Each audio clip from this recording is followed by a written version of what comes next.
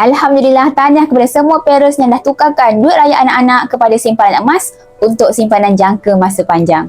Anak-anak ni lama lagi nak guna duit. Jadi untuk simpanan jangka masa panjang, tindakan yang terbaik adalah simpan dalam bentuk emas. Bestnya dekat Public Gold ni, kita boleh simpan serendah RM100 dalam akaun emas Gap untuk anak-anak. Sangat mudah dan murah. Sebab apa? Kita boleh buka akaun emas Gap Junior ni seawal anak berumur 7 hari. Dah dapat je nombor MyKid ataupun sijil kelahiran, boleh terus bukakan akaun simpanan emas untuk anak-anak dengan serendah RM100.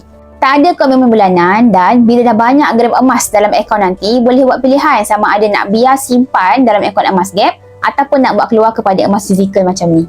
Bila nak guna duit nanti, boleh terus jual emas tersebut untuk dana pendidikan anak-anak. Jadi bagi parents yang bijak, ambil peluang untuk tukarkan duit raya anak yang lepas kepada simpanan emas hari ini. Tukarkan ke dalam aset emas yang lebih bernilai untuk simpanan jangka masa panjang mereka. Nak mulakan simpanan emas untuk anak? Boleh klik link bio untuk saya bantu sebaiknya, insya-Allah. Teruskan follow saya untuk dapatkan lebih banyak lagi ilmu tentang simpanan emas dan kewangan.